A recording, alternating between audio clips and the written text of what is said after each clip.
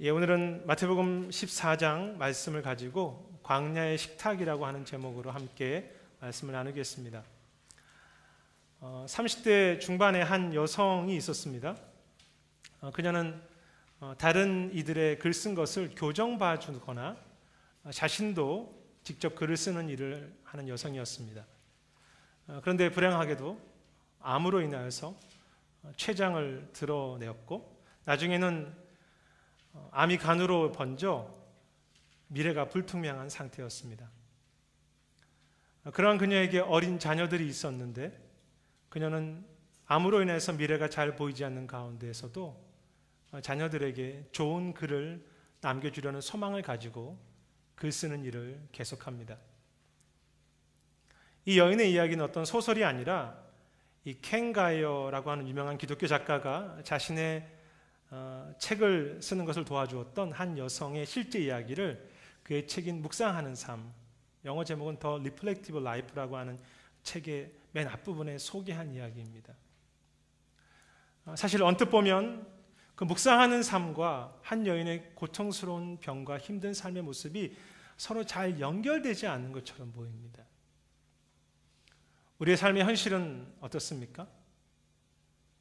풍성하고 거룩한 삶, 주님을 묵상하는 삶보다는 그것이 병이든 개인의 문제이든 참 추한 모습과 헛되어 보이는 삶의 모습일 때가 더 많지요. 메마른 땅 혹은 광야와 같은 삶이라고 말할 수 있을 것입니다. 그런데 켄 가이어는 비록 우리의 삶은 거룩하지도 못하고 아프며 때로는 헛된 것처럼 때로는 메마른 것처럼 보이는 광야가 현실이지만 주님을 묵상하고 주님을 사랑하는 삶을 통해서 오염되고 수치스러운 광야의 삶 속에 거룩함, 아름다움, 생명과 풍성한 삶을 맛보고 누리게 된다는 것입니다. 가장 허무한 인생 속에 그리스도를 묵상하고 주님과 함께 먹고 마심으로 좀 더 정확하게 말하면 그리스도를 먹음으로 소중하고 아름다운 것들이 우리 삶 속에 만들어지는 은혜입니다. 광야 속에 베풀어 주신 신비한 주님의 식탁이죠. 그리고 바로 그것이 오늘 말씀 가운데 주님께서 빈들 가운데 있었던 백성들에게 행하신 일이고 바로 하나님 나라의 중요한 특징이며 모습입니다.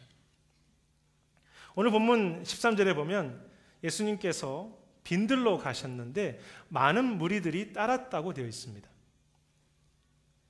이 빈들의 위치는 다른 복음서에 의하면 벳세다 광야로 알려져 있습니다. 하지만 정확한 그 위치에 대하여 오늘날의 벳세다와 같은 장소인지 학자들마다 다른 생각이 있습니다. 단지 이 빈들이 갈릴리 호수 북쪽의 한적하고 조용한 들판이었음은 분명합니다. 이 빈들에 해당되는 헬라어는 에레모스인데요. 이 에레모스는 한적하고 조용한 곳을 의미하는 단어이기도 하고 사막이나 광야를 나타낼 때 쓰이는 단어이기도 합니다. 특히 이스라엘의 지형을 보면 이 빈들과 광야가 매우 많습니다. 그래서 유대인들은 광야를 7가지 단어로 다르게 표현할 수 있을 정도로 유대 땅에는 광야가 매우 많았습니다. 유대인들은 광야에 매우 익숙한 사람들이었죠. 그런데 지금 이 빈들과 광야에서 주님과 함께 있었던 갈릴리 사람들은 그들의 삶 자체가 사실은 광야였습니다. 예수님 당시 이 갈릴리 지역은 참 복잡한 곳이었는데요.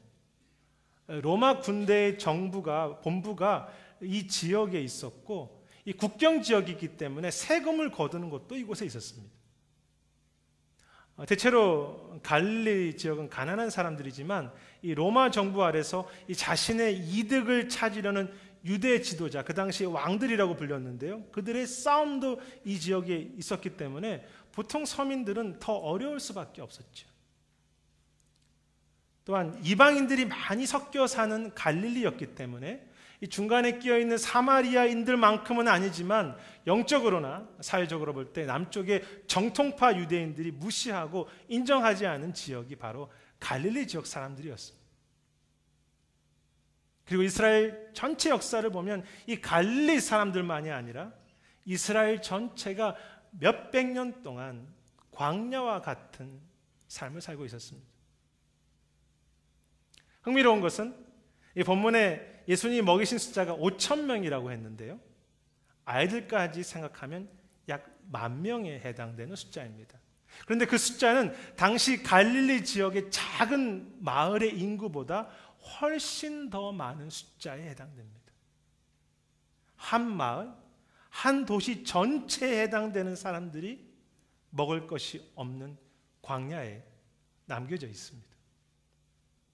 이번에 맥더믹 단기 선교를 통해서 제가 가장 많이 본 것은 그 마을 전체와 사람들의 모든 면에서의 메마름이었습니다. 단지 먹을 것이 없는 경제적인 광야를 넘어서 영적으로, 가정적으로, 육체적으로 광야와 메마름이 이어지고 또 이어지는 전체 부족 마을이지요. 그렇다면 왜 하나님은 이렇게 광야가 많은 땅에 이스라엘 백성을 두셨을까요? 왜 성경의 수많은 중요한 인물들, 모세, 다윗, 바울, 이사야 같은 사람은 다 광야의 삶 속에 살았고 또 광야를 통과해야만 했습니까? 광야란 오늘 본문의 백성들처럼 스스로 먹을 것을 해결할 수 없는 곳입니다. 철저한 무능력과 자신들이 아무것도 아니라는 사실을 깨닫고 배우는 곳이 광야이지요. 저는 어린 시절이나 신학교 다닐 때, 그리고 약 17년 전에 목사 안수를 받을 때 제가 설교하고 사역하면 다 잘할 수 있을 것이라고, 열심히 하면 다 잘 될 것이라고 생각했습니다. 하지만 그렇지 않다는 것을 너무 많이 경험했습니다. 과거에 광야를 경험하기도 했고 때로 지금도 광야를 걸어가면서 철저한 무능력과 제 자신이 아무것도 할 수 없는 자임을 깊이 깨닫습니다. 물론 이 깨달은 진리를 자주 잊어버려서 문제이지만 말입니다. 사랑하는 여러분, 인생의 어떤 어려움이 광야가 아니라 우리 모두가 인생이라는 광야 속에 물 한 모금 마시는 일도, 나에게 익숙한 사역 하나도 결코 내 지식과 힘으로 할 수 없음을 깨닫고 겸손할 수 있다면 그것이야말로 광야를 주신 이유이며 진정한 광야 속의 은혜의 시작이겠죠. 빈손이라는 것을 깨닫고 겸손히 주님만을 바라보아야 하는 광야입니다. 그런데 그러한 광야 속에 있는 사람들에게 주님이 행하신 일이 무엇입니까? 19절에 보면 주님은 그들에게 떡을 떼어 주셔서 먹이시고 20절에는 배불리 먹고 남은 조각이 12바구니가 되게 하셨다고 했습니다. 빈들 광야 속에 주님의 식탁을 베푸시고 먹이시는 왕의 모습, 목자의 모습입니다.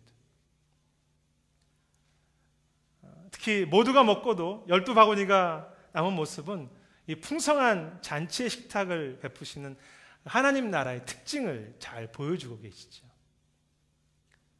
중요한 사실은 이 5,000명을 먹이신 사건은 예수님의 행하신 모든 기적 중에 유일하게 사복음서 모두에 다 등장하는 기적이라는 것입니다. 이 사복음서 기자들 모두가 이 사건을 다 기록할 정도로 하나님 나라에서는 광야에서 베푸시는 이 식탁의 기적, 먹이시는 일이 그만큼 중요하다는 뜻이겠죠. 특히 유대인들에게는 이 광야에서 먹는다는 것이 매우 특별하고 중요한 이야기였습니다. 아시는 것처럼 출애굽 때에도 하나님께서는 만나를 내려서 광야에 있는 백성들을 먹이시지 않았습니까? 그리고 열왕기하 4장에 보면 엘리사 선지자도 보리떡 20개와 채소를 가지고 100명을 먹이시는 사건이 나옵니다. 그래서 유대인들은 언젠가 메시아가 오시면, 하나님 나라가 온다면 출애굽 때 광야에서 만나를 그렇게 우리 조상들을 먹이셨던 것처럼 다시 그렇게 그들을 광야에서 먹이실 것이라고 믿었고 또 기대했습니다. 하나님 나라가 우리 속에 임했다는 것은 어떤 의미입니까? 우리 가운데 하나님이 왕이 되시고 아버지 되신다는 뜻은 무엇입니까? 앞이 보이지 않고 물 한 모금 없는 광야와 같은 인생 속에 아버지께서 그 백성들을 직접 먹이시고 돌비시며 광야 속에 주님의 손길과 임재가 우리와 함께 하신다는 뜻이죠. 단지 영적으로만 우리 아버지가 되시는 것이 아니라 실제로 우리 삶에 개입하셔서 우리를 돌보시고 친히 가정과 교회를 지키시며 먹이시는 하나님 나라입니다. 이 기적과 관련하여서 허드슨 테일러나 조지 밀러가 비슷한 말을 했는데요. 주님의 먹이심과 기적을 믿는 믿음은 단지 이 영적인 먹이심과 성경 속에 있는 기적의 의미를 믿는 것을 넘어서 실제적인 물질 세계의 공급하심과 돌보심과 먹이심, 주님의 그 뜻에 따라서 지금도 역사하시는 오늘의 기적 자체를 믿는 것이 진정한 믿음이라고 했습니다. 오늘에 먹이시는 기적을 믿는 것이죠. 저는 지난 그 삶 속에 한국에 계신 부모님이나 이번에 동생 선교사 20년 넘게 사역하는 것이나 저희 가정의 삶과 목회와 교회를 생각해 볼 때 어렵고 힘든 광야와 빈들은 있었지만 하나님께서 실제적으로 필요한 것으로 먹이시고 채우신 것을 분명히 경험할 수 있었습니다. 그래서 우리 모두가 마찬가지지 않습니까? 공중에 새를 돌보시듯이 들의 백합화를 입히시듯이 책임지시는 아버지 하나님의 나라입니다. 물론 오늘 광야 식탁이 그렇게 대단하고 화려한 것은 아니죠. 작은 생선과 보리떡에 불과하지만 하나님은 그의 백성들을 때에 따라서 먹이시고 돌보십니다. 제가 확신하는 것은 하나님 나라는 이미 우리 가운데 임했고 주님은 2000년 전이나 지금이나 변함없으시기 때문에 그 천국의 먹이심과 돌보심의 은혜가 광야의 식탁이 우리의 가정과 교회 앞길 속에 날마다 새롭게 베풀어지고 또 베풀어질 것을 믿습니다. 그래서 조금은 불안한 광야와 같은 가정이고 교회이고 사역이고 삶이지만 찬양하며 안식할 수 있는 것입니다. 그런데 오늘 본문에 주님이 먹이신 광야의 식탁은 단지 우리의 먹는 문제, 물질적으로 잘 살고 있는 문제를 넘어서는 것을 보게 됩니다. 오늘 광야에서 주님이 먹이시는 사건 속에 예수님이 죽으시기 전날 성만찬에서 행하셨던 한 단어가 등장합니다. 19절에 주님은 음식을 가지고 축사하셨다고 했는데요. 그 축사라고 하는 단어는 성만찬에서 예수님이 자신의 피와 살을 상징하는 포도주와 떡을 먹이실 때 축복하셨다는 단어와 똑같은 단어입니다. 물론 이 6월절에도 같은 단어가 사용되는데요. 성경학자들은 예수님은 의도적으로 오늘 광야에 먹이시는 사건을 6월절의 성만찬 속에 예수님 자신의 피와 살을 먹이시는 사건과 연결시키셨다고 그렇게 해석했습니다. 성만찬의 의미가 무엇입니까? 너희는 앞으로 계속해서 그리스도인 나 자신을 먹고 살라고 하는 도전이고 명령입니다. 그래서 요한복음에도 5,000명을 먹이시는 사건이 나오는데요. 그 오병이어 기적 후에 주님은 이 사건에 대해서 설명하시면서 잠시 먹을 이 땅의 떡에만 집중하지 말고 영원한 떡이신 자기 자신, 즉 그리스도를 먹는 일에 관심을 두라고 말씀하십니다. 그리고 예수라는 떡을 먹을 때에만 너희가 이 광야에서 진정으로 살 것이라고 도전하시죠. 반대로 말하면 우리가 주님이라고 하는 떡을 하루라도 먹지 않으면 결코 살 수 없는 광야의 삶이라는 것입니다. 주님 없이는 점점 메마르고 죽어가는 광야이죠. 그래서 이 부분에 대한 목회자로서의 안타까움과 간절함이 있습니다. 그냥 편안하게 살아가는 성도들과 신앙생활, 부담 없는 신앙과 교회, 얼마나 쿨하고 좋습니까? 하지만 우리 교회는, 우리 가정은 분명 광야이기에 주님을 한순간도 먹고 마시지 않고는 메마르고 죽어갈 수밖에 없다는 것이 안타까운 현실이기 때문에 다른 일이 아니라 주님을 먹는 일에 집중하는 분명하는 교회가 되자고, 주님을 먹고 마시는 일에 온 교회가 다시 일어나 헌신하는 초점이 명확한 신앙생활을 하자고 도전하는 것입니다. 그래서 때로는 목회자로서 성도들이 다른 길로 갈까 봐 마음 졸이기도 하고 도전하기도 하고 아파하는 것이죠. 그렇다면 광야의 식탁에서 주님을 먹고 마신다는 의미는 구체적으로 무엇입니까? 원래 이 먹는다는 것은 깊은 친밀함과 하나 되는 것을 말하지요. 그러므로 식탁은 마음을 여는 포용이고 환영이고 사랑입니다. 그래서 시편 1편만이 아니라 이 성경 전체를 보면 이 주님을 즐거워하는 것, 주님의 말씀을 묵상하고 따르려고 하는 것, 주님을 사랑하고 예배하고 기도하는 것이 다 같은 선상에 놓여져 있습니다. 다 같은 이야기입니다. 즉 주님을 사랑하고 경외하는 것이 주님을 묵상하고 주님 자체를 먹는 것이죠. 이 켄 가이어는 묵상하는 삶에 대해서 도전하면서 우리 삶 속에는 날마다 주님의 말씀과 주님의 임재라고 하는 식탁이 펼쳐진다고 했습니다.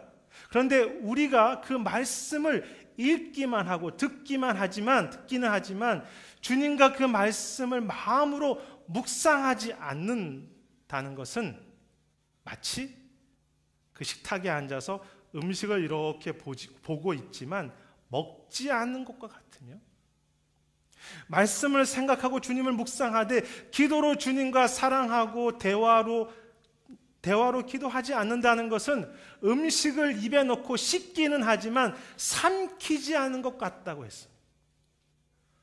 참 흥미롭고 중요한 도전이라고 생각합니다. 식탁에 초대되어 앉아 있기도 하고 때로는 음식을 씹기도 하지만 먹지 않는 신앙을 살아간다면, 즉 사랑하지도 주님 앞에 기도하지도 않는다면 메마른 교회와 굶주린 신앙의 삶이 되겠죠. 반면 우리가 주님을 묵상하며 기도할 때, 주님을 사랑할 때 때로는 고통스럽고 외로우며 죽어가는, 때로는 죄로 인해서 오염된 수치스러운 삶이지만 생명 있는 삶, 가치 있는 삶, 능력 있는 삶, 영광스러운 감격스러운 삶으로 변화되어가는 기적의 식탁입니다. 저는 개인적으로 사역을 하면서 실수하는 때가 있다면 주님을 깊이 사랑하는 것이 중심이 아니라 이 사역 자체를 잘하려고 할 때입니다. 그럴 때는 저의 생각과 다른 분들이나 저에게 반대하는 분들에게는 마음이 잘 열리지 않습니다. 참 추하고 못난 목회자의 메마른 광야와 같은 모습이지요. 그런데 제가 주님을 먹는 일, 말씀을 묵상하고 기도를 통해서 무엇보다 이 주님을 사랑하는 일에 집중하면 그 모든 불편한 생각과 다친 마음들이 다 녹아져 내리는 것을 경험합니다. 생각이 다른 분들과도 함께 주님을 먹을 때 서로 사랑하게 되고, 사역의 방향이 다른 목회자나 다른 교회하고도 주님을 함께 먹음으로 그 생명, 그 사랑이 우리 안에 흐르게 되는, 넘쳐나는 광야의 식탁이지. 그리고 그때 오늘 본문에 12광주리가 남는 것처럼 비록 조촐한 사역이고 부족한 목회자의 나눔이지만 천국의 12광주리 남는 은혜가 우리 안에, 그들 안에, 제 안에 넘치는 것을 경험합니다. 그래서 날마다 점검하고 싶은 것은 나는 오늘도 주님을 얼마나 더 먹었는가, 주님과 말씀을 묵상했는가, 정말로 주님을 얼마나 사랑했는가입니다. 사랑하는 여러분, 오늘 광야의 식탁에 앉으셔서 주님을 묵상하며 말씀을 생각하고 계십니까? 주님을 사랑하고 기도로 대화하고 계십니까? 그것이 때로 편안하지도 않고 쉬운 일만은 아니지요. 여러 가지로 결단해야 할 것이 있는 것을 잘 알고 있습니다.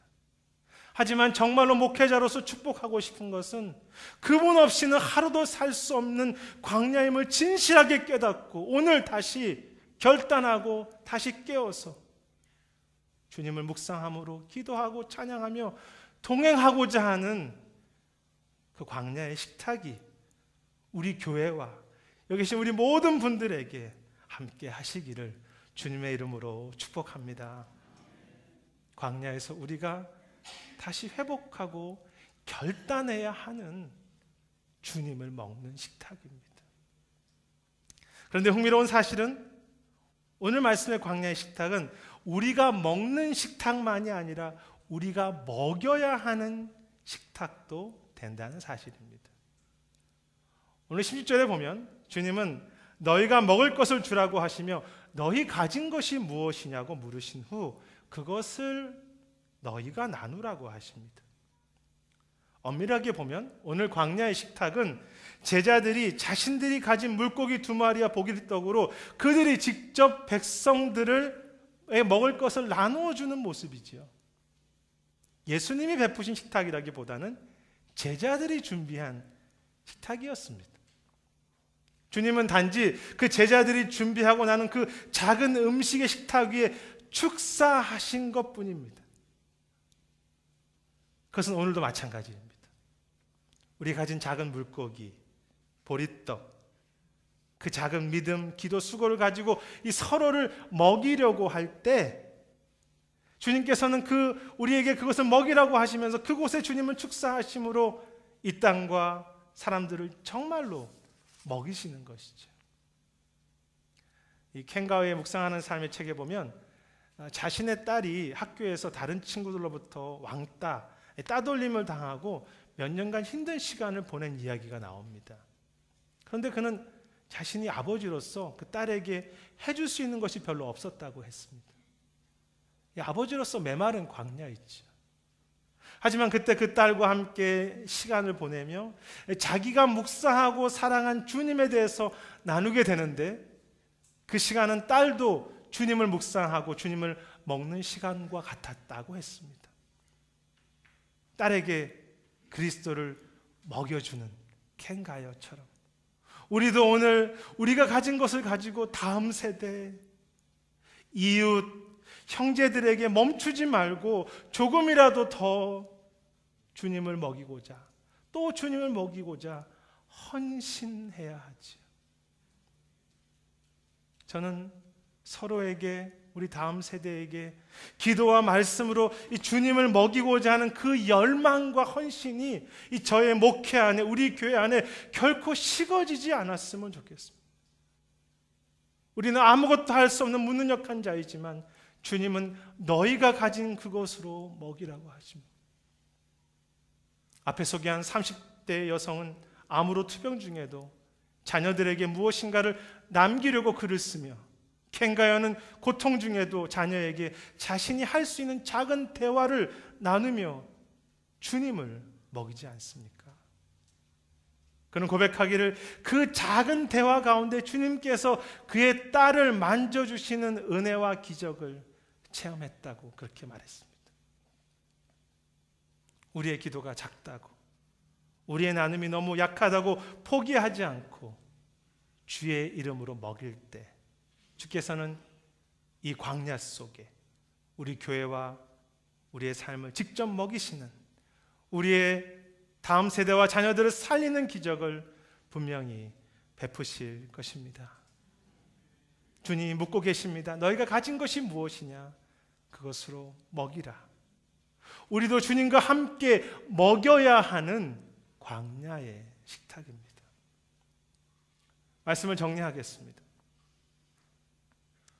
하나님의 나라는 먼 곳이 아니라 오늘 이 땅에 아프고 지저분한 우리의 삶이라는 광야 속에 귀한 생명과 기적의 식탁을 베풀고 계십니다.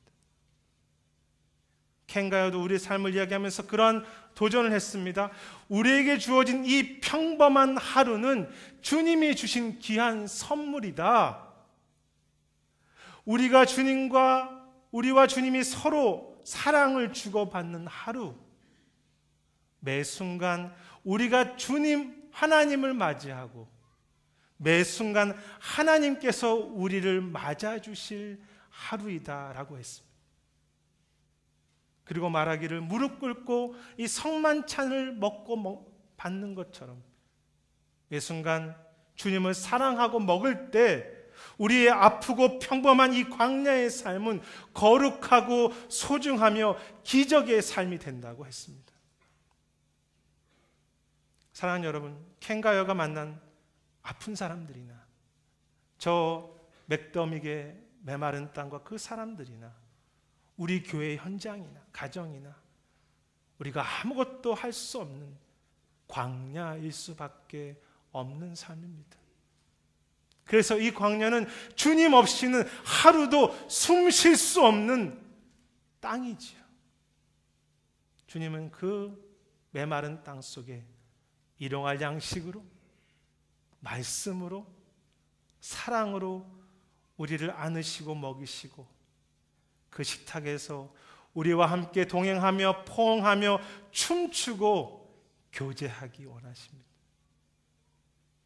그 광야의 식탁에서 주님과 더불어 먹고 마시는, 주님과 그 말씀을 더 사랑하고 더 즐거워하고 더 기도하고자 하는 초점이 분명한 신앙이, 참 메마른 땅에서 살아있는 믿음이 우리 모두의 것이 되기를 기도합니다. 그리고 우리만 먹는 식탁만이 아니라 우리가 가진 것, 믿음, 기도, 은사, 물질, 섬김을 가지고 그 주님을 사랑함으로 멈추지 않고 우리 주변 사람들에게 먹이고 또 먹이는, 우리 다음 세대에게 먹이고 또 먹이는 십자가의 헌신과 눈물과 수고가 우리에게 늘 함께 하기를 소망하며, 그곳에 주님은 오늘도 축사하시어 우리뿐 아니라 우리가 식탁을 베푸는 모든 이들을 먹이시고 새롭게 하시며, 때로 눈물 나고 지친 이 광야의 삶의 순간순간을 가치 있고 소중하고 성스러운 거룩한 하루와 인생으로 그렇게 바꾸실 것입니다.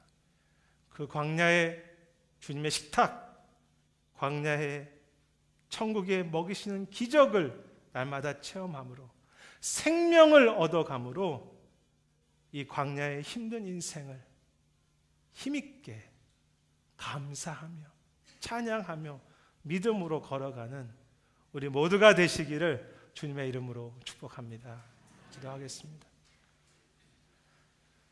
주님, 광야를 살면서 내 손에 움켜진 그것으로 살 수 있다고 고백하는 인생은 아닌지요.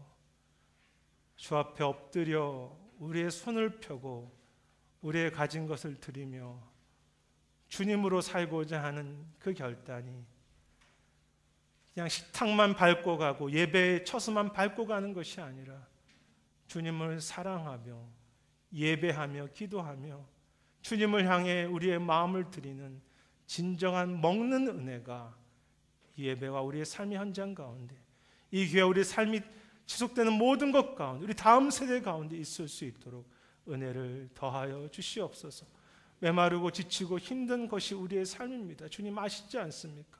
오늘도 베푸신 그 식탁을 놓치지 않게 하시며 그 수치스럽고 힘든 지옥의 광야를 그리스도를 먹어감으로 넉넉히 잘 버텨가는, 넉넉히 잘 이겨가는, 넉넉히 새로운 생명의 영광으로 바꿔가는 우리의 모든 성도들의 삶이 현장이 될 수 있도록 축복해 주시옵소서.